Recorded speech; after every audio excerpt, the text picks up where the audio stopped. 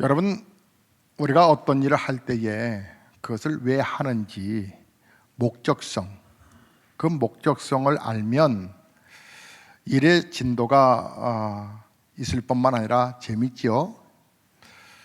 아이들을 대상으로 해서 조금 좀 생각도 있는 나이가 올라오면 한 4, 5학년, 5, 6학년 이렇게 보겠죠. 아이들도 좀 컸습니다.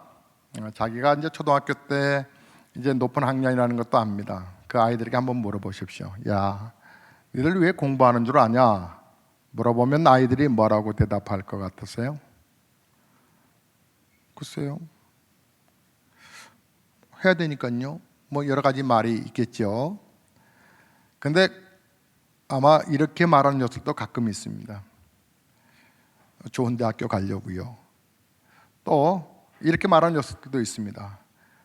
공부해야 성공하니까요. 그 녀석들은 분명히 성적이 좋습니다. 공부하는 목적성을 밝게 알고 있기 때문입니다. 꼭 그런 것만은 아닌데 사실 공부하는 목적을 안다는 거죠. 어느 날 오케스트라에서 각 파트별로 1시간씩 이렇게 개인 레슨을 받습니다. 그러고 나서 또 1시간을 합주를 하죠. 근데 제가 첼로를 배우고 있어요. 근데 첼로 배우는데 우리 첼로 반에 아이들이 6학년 아이들이죠. 3녀석이 있어요. 그 반 안에 10여 명 가운데서 3명이 있어요. 그러니까 A반, B반으로 이렇게 이제 오케스트라를 이렇게 나눠줬어요. 그래서 이제 A반이 합주를 하면 합주는 함께 모이는 거니까 1시간 동안 합주를 하면 이제 B반은 선생님과 그러니까 지휘자와 함께 합주를 하는 사이에 각 파트별의 선생님들의 각 교육실이 다 있는 거죠. 그럼 B반은 그 선생님과 함께 개인 레슨을 받습니다. 그리고 이제 개인 레슨 1시간이 마치면 다시 B반은 본당에 올라와서 전체 합주를 하죠.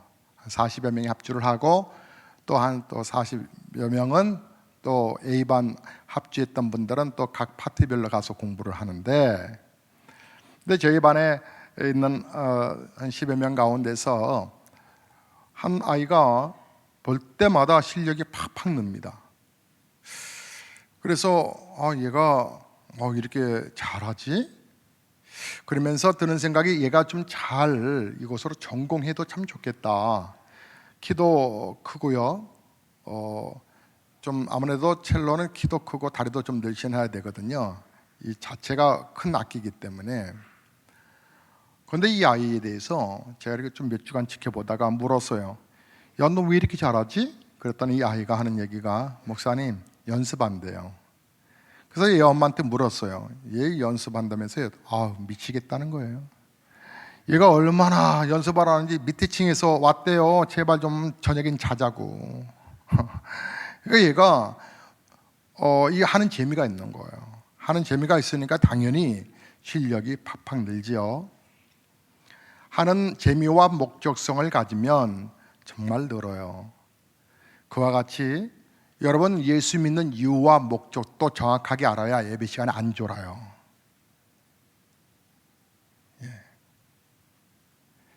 예배 시간이 왜 소중한지를 알아요.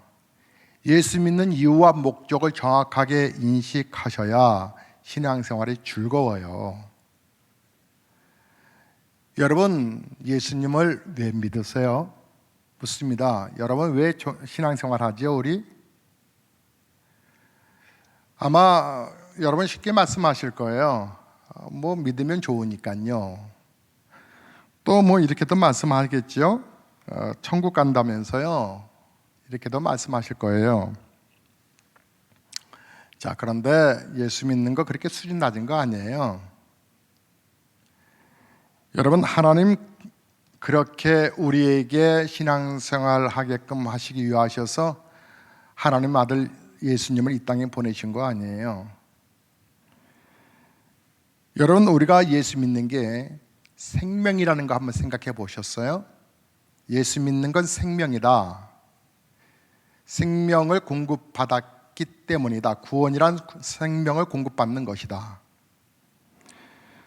여러분, 우리가 예수 믿는 것을 생명으로 생각하지 않기 때문에 그냥 믿으면 좋고 안 믿는다고 해서 그렇게 무슨 심각한 일이 생기겠나, 이제 이렇게 생각한단 말이죠.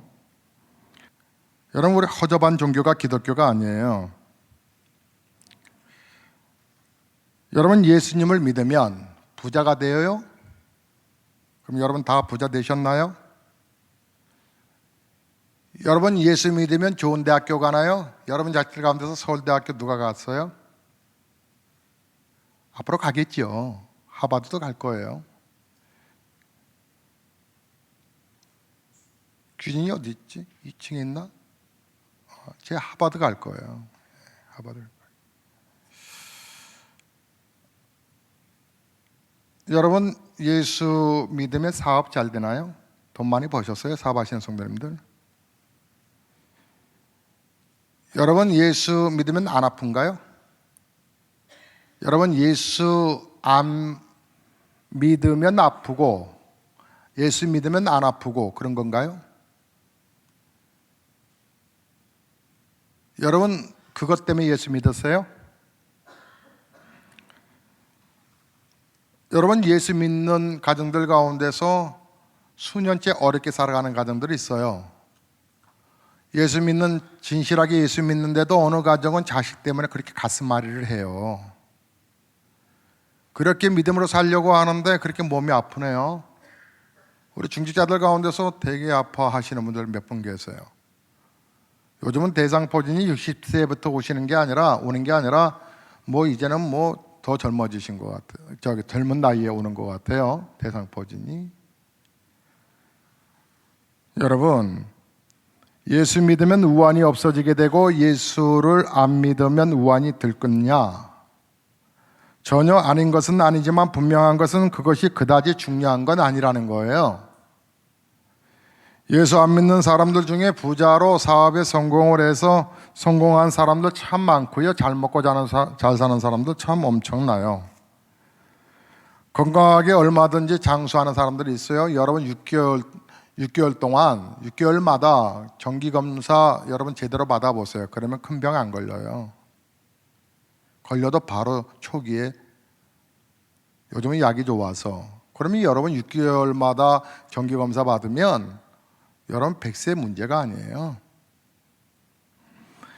여러분, 예수 안 믿어도 장수하는 사람들 많고 예수 안 믿어도 우환 없이 자식들 잘 되고 잘 먹고 자는 사람도 정말 얼마든지 많이 있다니까요.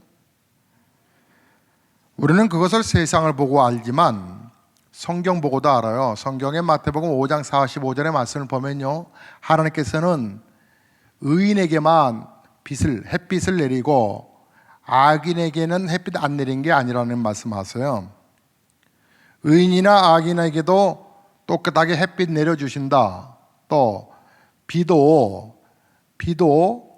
의인에게만, 성도에게만 내려주신 게 아니라 안 믿는 사람들에게도 내려주신다. 하나님은 믿는 자와 불신자들 가리지 아니하고 똑같이 살 수 있도록 허락하신다 그랬어요. 만약에 하나님께서 태양과 이 비를 믿는 사람에게만 쏟아주시면 참 예수 믿으라고 말 안 해도 저 안에 들어오면 저렇게 복을 받는구나 생각해서 다 믿을 텐데, 그런데 하나님은 그렇지 않다는 거예요. 안 믿는 사람에게는 안 내려주시는 것이 아니라 안 믿는 사람에게도 똑같이 내려주신다. 그렇다면 예수 믿는 것과 믿지 않는 것과 무슨 차이가 있냐? 똑같다는 말 아니냐? 그렇다면 믿어도 되고 안 믿어도 되는 거 아니냐? 이렇게 생각이 들 수 있잖아요. 근데 그렇지 않아요. 로마서 1장을 보시면 하나님께서 이 구원에 관한 얘기를 하시면서 구원은 모든 믿는 자에게, 믿음은 믿는 자에게 주시는 하나님의 구원이다 이렇게 말씀하셨어요. 복음이라는 것은 믿는 자에게 주시는 하나님의 선물이, 하나님의 능력이라고 말해요. 그 성경 구절에서 분명히 알 수 있는 게 뭐예요? 햇빛과 비는 모든 사람에게 주시는 거지만 구원은 예수를 믿어야만 주시는 것이다.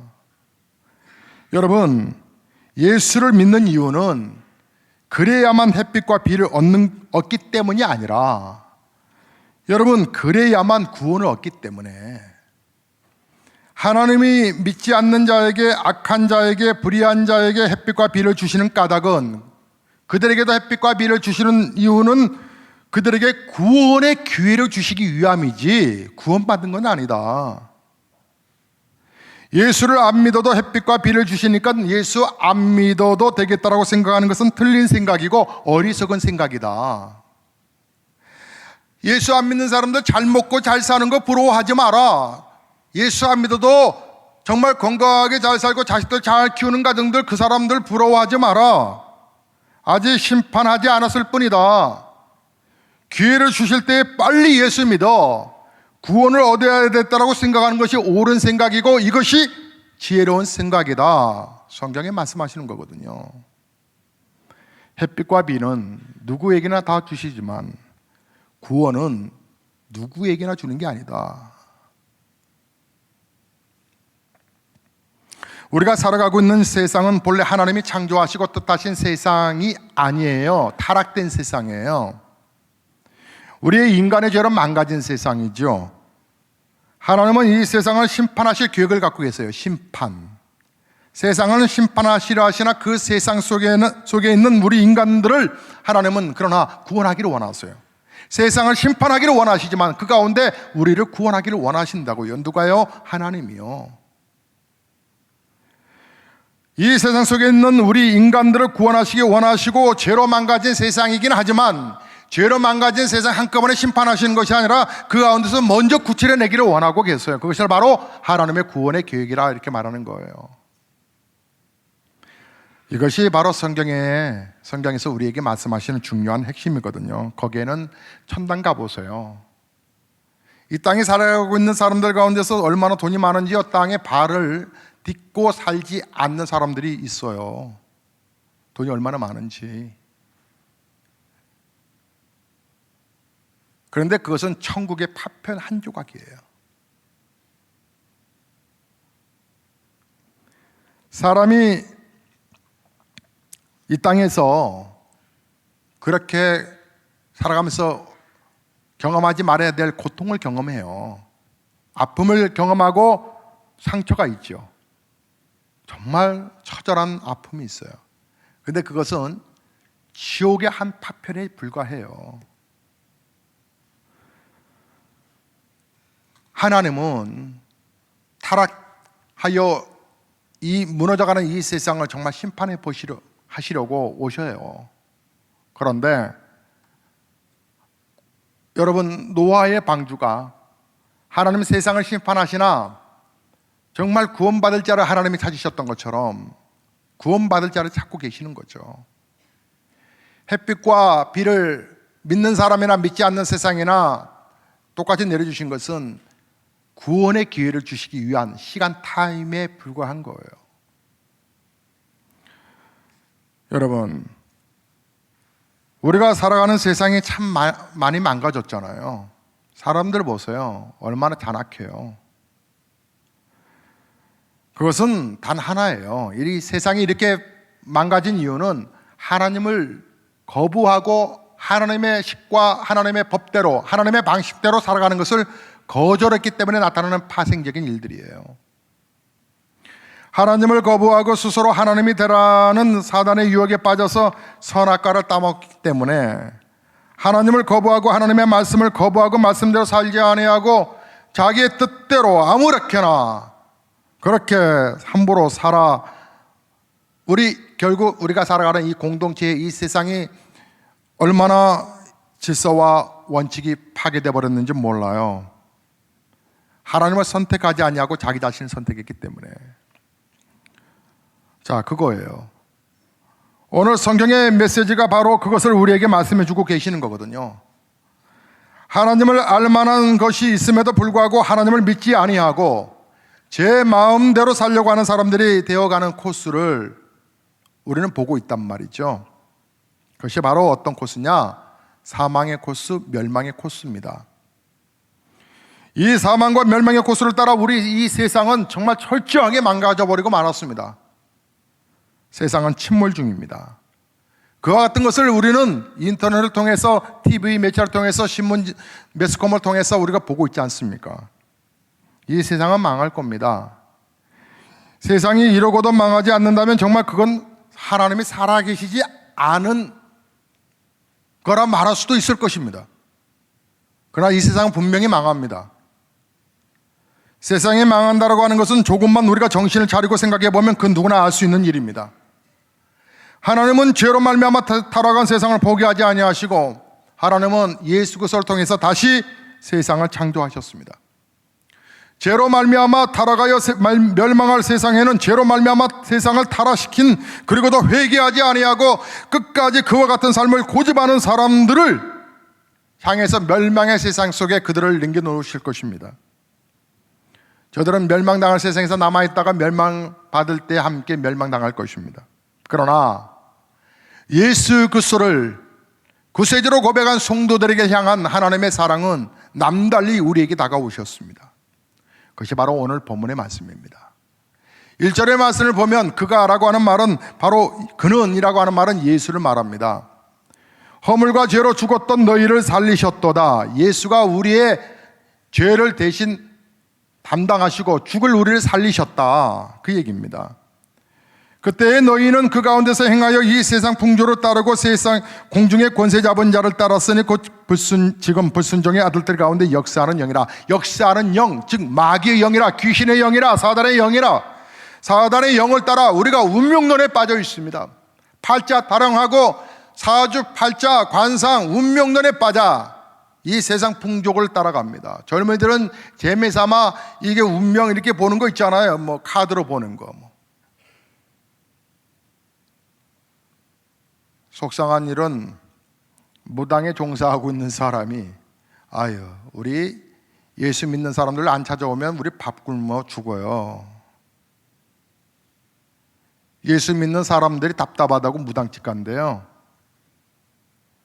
그 무당은 자기 자식 그 병 들어서 귀신 들려가지고 미쳐가고 있는데 지 새끼도 하나 해결하지 못하는 그 무당이 성도들 때문에 밥 먹고 산대요. 도대체 생명 있는 종교를 갖고 있는 성도들이 지금 예수를 왜 믿는지, 믿는 이유와 목적을 모르고 신앙생활을 한다는 거예요.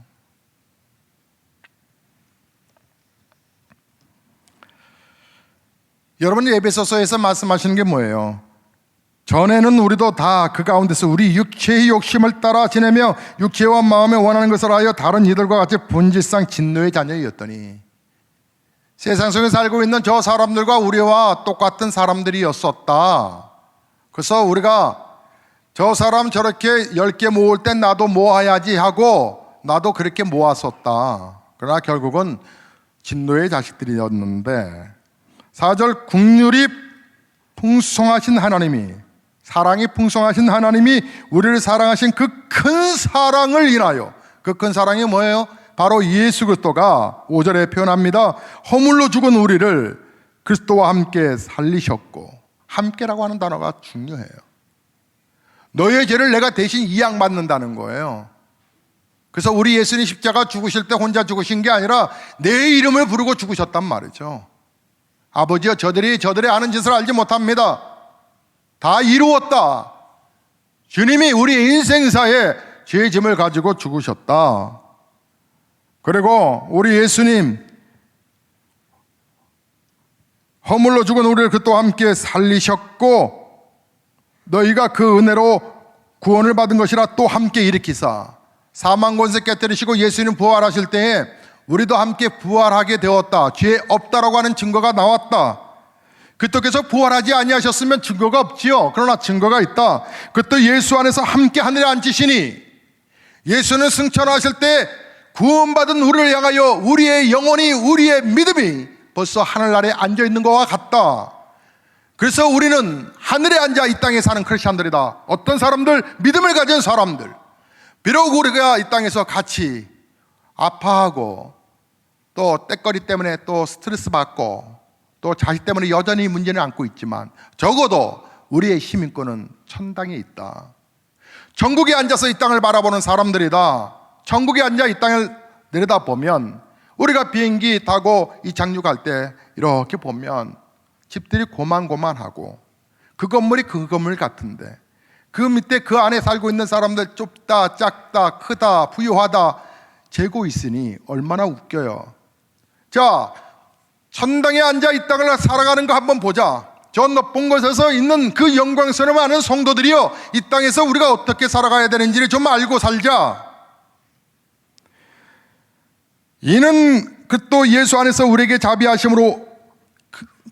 자비하심으로써 그 은혜의 지극히 풍성함을 오늘 여러 세대에 나타내려 하심이라.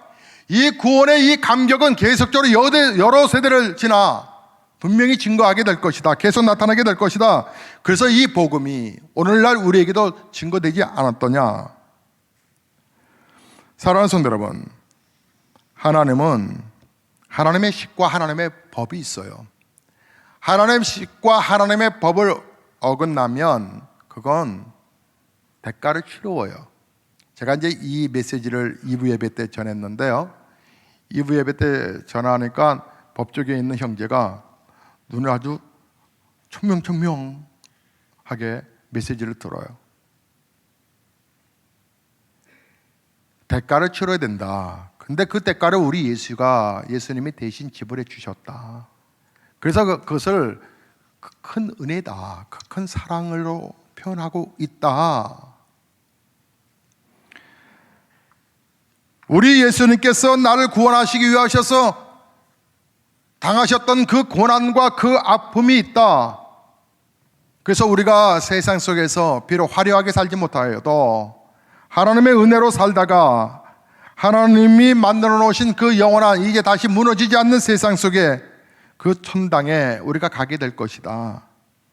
하나님의 나라는 하나님의 뜻이 이루어져 가는 곳인데, 하나님의 나라에는 내 자신의 뜻과 내 자신의 욕심과 내 자신의 어떤 고집으로 가는 곳이 아닌 하나님의 뜻과 하나님의 목적, 하나님의 법, 하나님의 식대로 만들어진 곳에 하나님의 법과 하나님의 식대로 살려고 하는 사람들만이 올 수 있는 곳, 하나님을 하나님으로 절저하게 인정하고 예수 그리스도를 나의 주인으로 모시고 하나님의 뜻대로 살려고 하는 사람만이 들어갈 수 있는 그 하나님 나라, 분명히 천국이 있고 지옥이 있다.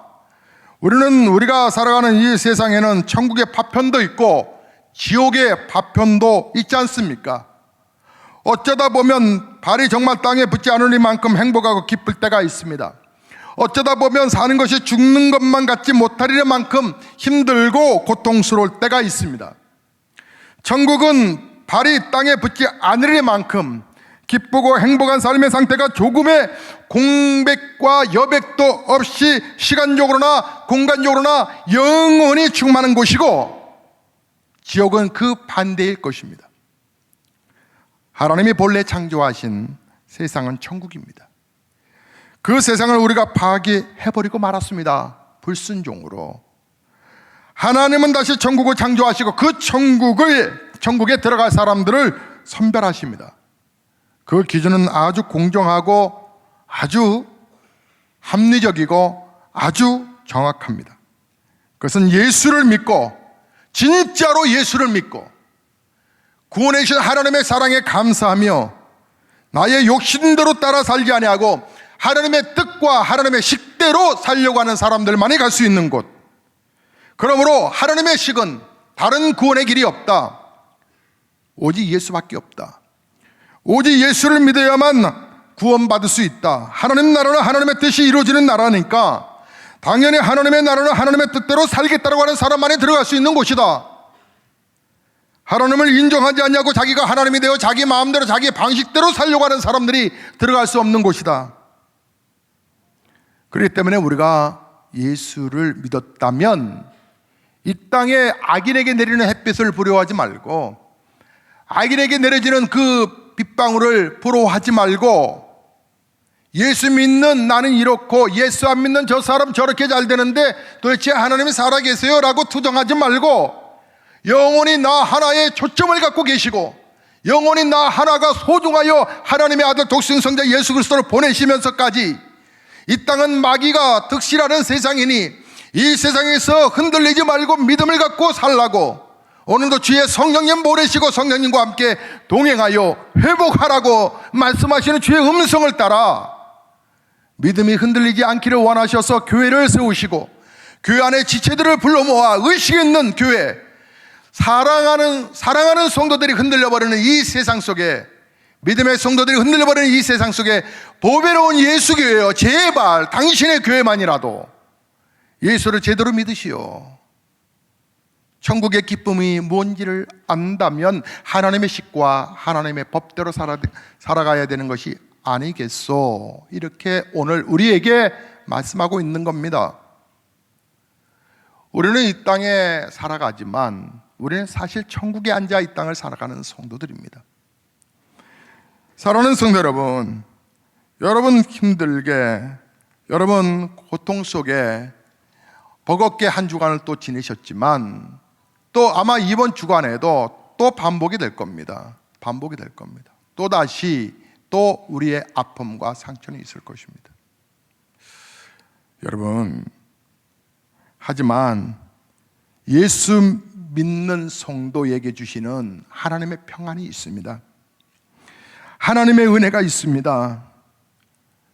그 예수님이 주신 그 힘 가지고 이 땅을 보로하지 말고 믿음으로 살다가, 정말 믿음으로 살다가 저 아버지 나라에서 우리가 안식하는 것인데, 그 나라를 알기 때문에 있는 것을, 그나마 있는 것을 나누며 섬기며 베풀며 살아가는 것이 우리 크리스찬들의 삶입니다.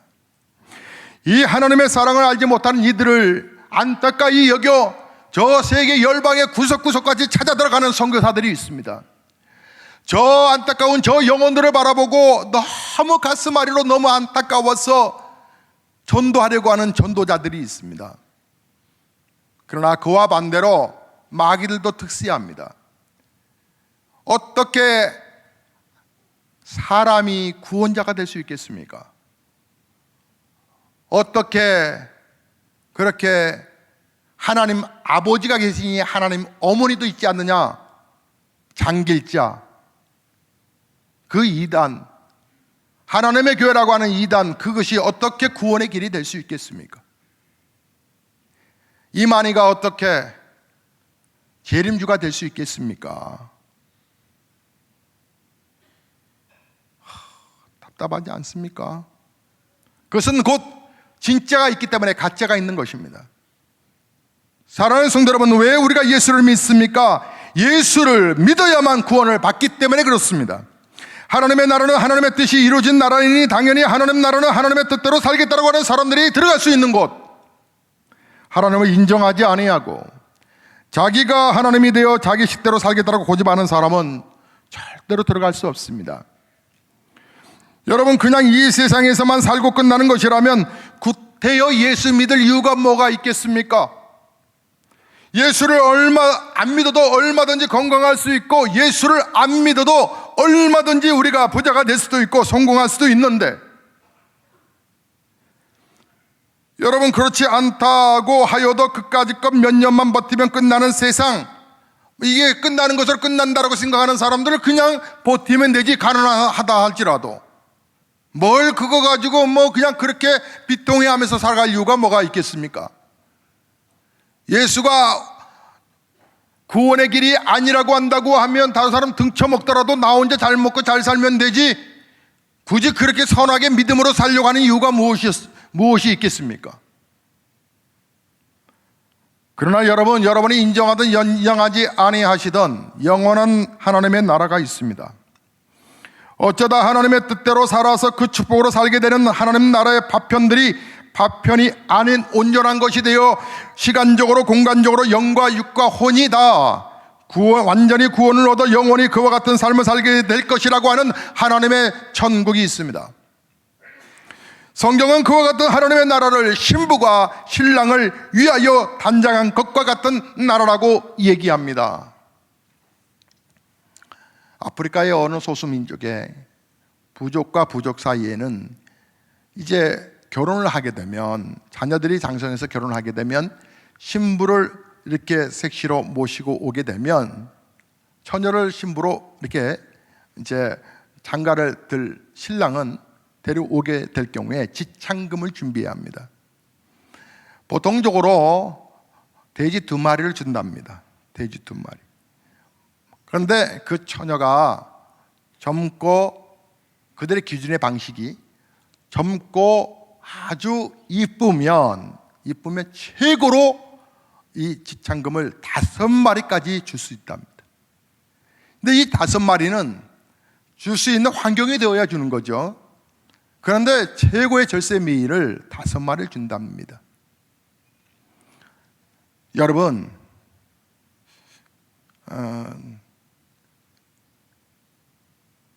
우리 에다미가 있는데 어디 앉았어요?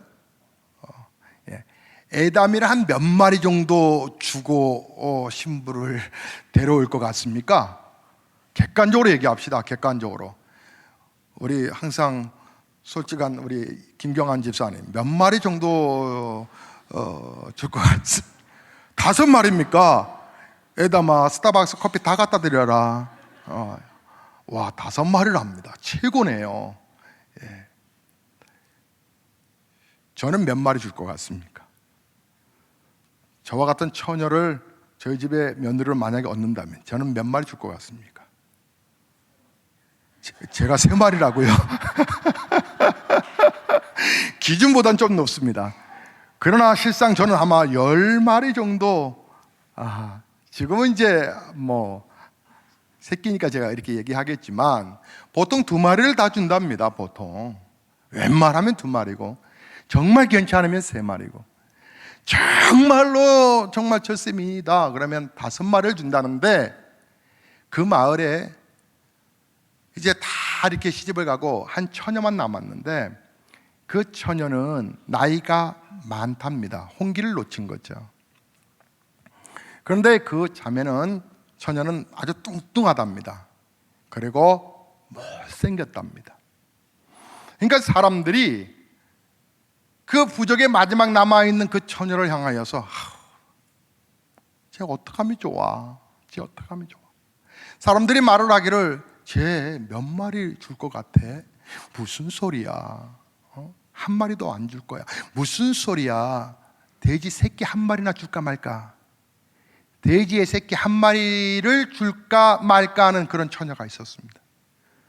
그런데 어느 날 저 이웃마을의 부족에서 그 처녀에게 구원을 요청했습니다. 즉 결혼하자고 프로포즈를 하는 겁니다. 그런데 지창금을 말할 처지가 아닙니다. 그냥 나를 데려가 주는 것만 하더라도 고마워하는 그런 처녀가 이 추장의 아들이었다는데, 이 아들이 돼지를 10마리를 끌고 갑니다. 10마리를. 미쳤나 이게? 도대체 이게 미쳤나? 도대체 돼지 새끼 1마리도 과하다라고 생각할 정도로 그 노처녀, 그 못생긴 뚱뚱한 그 처녀를 향하여. 근데 제가 이 얘기를 하면서도 참 마음에 걸리는 것은, 뚱뚱하다고 못생겼냐? 그건 전혀 아닙니다. 여러분, 또 다이어트 한다고 또 굶을까봐 걱정입니다. 그런데 이 처녀가 어쨌든 간에 사람들 다 깜짝 놀라고 이제 결혼 예식을 다 마치고 그날 첫 반음을 보내게 되는데, 신부는 하염없이 웁니다. 그리고 묻지요. 신랑에게 왜 저를 선택하셨습니까? 저는 못 낳는데요. 그러니까 신랑이 말합니다. 무슨 소리요? 나는 당신을 보는 순간, 콩깍지 끼인 거죠. 당신을 보는 순간 너무나 내 사람이다. 저 사람하고 내가 꼭 결혼해야지 라고 하는 마음이 확 들었어. 나는 영향력이 있어. 우리 아버지가 추장이요. 그래서 아버지께 내가 사랑하는 사람이 있다라고 얘기했고, 아버지는 저를 믿어줬고, 그래서 나는 아버지 재산의 법원에 10마리를 들고 당신의 가정에게 드린 거예요. 나에게 당신은 너무 소중한 사람이요. 그냥 일방적이었어요. 나에게 당신은 너무나 소중한 사람이요. 나에게 당신은 너무 귀한 사람이요. 앞으로 이제 우리 집에 있는 수백 마리의 돼지를 당신이 다 소유하게 될 것이요. 하나님의 사랑을 이렇게 이 표현이 딱 생각날 정도로 그 큰 사랑을 인하여 우리를 구원해 주신 하나님의 사랑이 여기에 있습니다. 신랑 되신 예수께서 우리를 그와 같이 맞이해 주셨습니다. 그저 이 땅에 밥 먹고 살다가 끝날 인생인데 그저 조금 더 열심히 살면 집 한 칸 더 넓히고 그리고 더 조금 좋은 차 탈 그런 인생들이었는데 그건 상관없는 영원한 아버지의 나라 전당에 갈 수 있도록 구원의 길을 열어놓으신 우리 하나님의 그 큰 사랑을 인하여 우리가 이 땅에서 예수 믿어 물론 더 잘 됐으면 좋겠으나 그것이 주목적이 아니라 하나님의 그것인 사랑을 알아 우리의 영혼이 깨어져 하나님 나라에 갈 수 있는 영원한 아버지의 구원에 열어주신 그 하나님의 사랑에 감사하여 오늘도 우리는 하염없이 눈물을 흘렸던 신부처럼 나를 구원해 주신 하나님의 은혜가 일방적인 그 사랑에 감사해서 오늘도 예배하는 것입니다. 우리가 예배가 감격되지 못하는 이유 중에 하나, 우리가 예배가 무의미한 것을 느끼는 이유 중에 하나, 그리고 우리가 예배 시간에 늦어지는 이유 중에 하나, 구원의 감격이 식어져 버린 겁니다. 사랑하는 성도 여러분, 우리의 신부는 믿음을 통해서 천국에 앉아 이 땅을 사는 크리스찬들이 되어버렸습니다. 이제 그 누구도 그 처녀를 향하여서 저 어떻게 하나 그렇게 하는 사람들이 없어졌습니다. 놀랍다.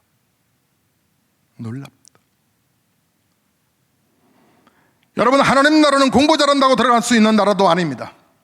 부자라고 들어갈 수 있는 나라도 아니고 인간적으로 좀 착하다고 들어갈 수 있는 것도 아니고 성공했다고 들어갈 수 있는 것도 아닙니다. 그 나라는 예수를 믿어야만 들어갈 수 있는 나라입니다. 예수를 믿어야만 들어갈 수 있는 나라. 그와 같은 나라에 들어가려면 예수 잘 믿는 사람들이 되어야 합니다. 여러분, 예수 믿는 걸 여러분 쉽게 구원받았다고 여러분 경홀하게 여기지 마십시오. 사실 우리 안에서 보화가 담겨졌기 때문에 우리는 힘들어도 우리는 보화를 담은 사람처럼 살아야 합니다. 그래서 예수 믿는 게 조금 피곤하긴 합니다. 왜냐하면 내 안에 예수가, 보배로운 예수가 오셨기 때문에 보배는 보배함에 담아야 하듯 우리가 그 보배를 잘 간직하기 위하여 우리의 삶이 그래서 구별되어야 되는 것은 분명합니다. 그래서 육체적인 피곤함이 좀 있긴 합니다. 예수를 좀 잘 믿으려면 부지런해야 합니다. 예수를 잘 믿으려면 여러분, 내 것이 아닌 하나님의 것을 구별할 줄도 알아야 합니다. 그래서 어떻게 보면 예수 믿는 것이 참 피곤할 수도 있습니다. 하지만 보화를 담았기 때문에 이 보화가 깨지지 않기 위해서 이 악한 영들이 이것을 뺏어가려고 하는 것 때문에 우리는 깨어서 보화를 간직하려고 하는 것입니다. 여러분, 예수 믿는 목적을 아시나요? 날 구원하신 하나님의 은혜가 감사해서, 구원의 길을 열어놓으신 그 하나님의 은혜가 감사해서 오늘도 무릎으로 나아가는 것입니다. 하나님, 구원의 감격으로 우리 살아가는 성도들이 쓰게 해주세요. 구원의 감격으로 쓰게 해주세요. 구원의 은혜 속에 살게 해주세요. 하나님의 사랑은 여전히 변함없이 우리를 향해서 비추고 계시는데 내 눈이 영안히 열리지 않아서 이 세상 내가 열심히 해야 살아가는 것처럼 착각하는 사람들. 저희 고향 지방에 하는 목사님 한 분이 가슴앓이에 기도 제목을 올렸습니다. 그것은 36살 먹은 목사님의 셋째 딸이라는데 그 셋째 딸이 미혼인데 뇌출혈로 쓰러져 중환자실에 있다는 겁니다. 의식이 없는 상태. 깨어나도 걱정. 사람 구실 못한다. 목사님, 내 딸이 결혼도 못 해본 내 딸이 지금 혼수 상태에 있다고. 뇌출혈. 여러분, 이 땅이 영원하지 않다는 걸 뻔히 알면서도 오늘 우리의 신앙과 믿음은 하나님이 오늘 밤 우리를 부를 수 있다고 하는 것을 인식하지 못한 채 깨어있는 믿음을 추구하는 것이 아니라, 하나님 앞에 경각심을 가지고 예배하는 것이 아니라 식어져 버린 나의 몸뚱아리만 남아있는 채로 힘없는 크리스찬들이 되어가는 신자들이 얼마나 많은지 모릅니다. 하나님의 사랑은 변함없는데 이러시면 안 되죠.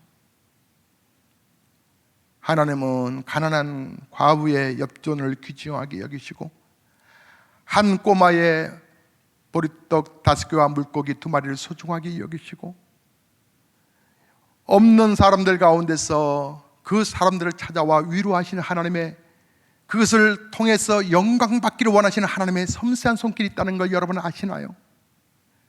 지난 금요일 우리가 큐티를 하면서 우리 예수님 부활하셔서 제일 먼저 찾아갔던 사람이 누군 줄 아십니까? 부활하셔서 우리 예수님이 제일 먼저 만났던 사람이 누군 줄 아십니까? 과거에 귀신 들렸던 막달라 마리아.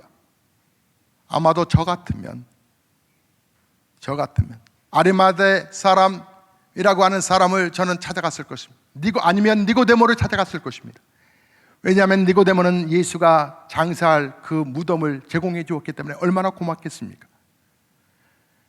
그런데 예수에게 편의를 제공했던 사람이 아니라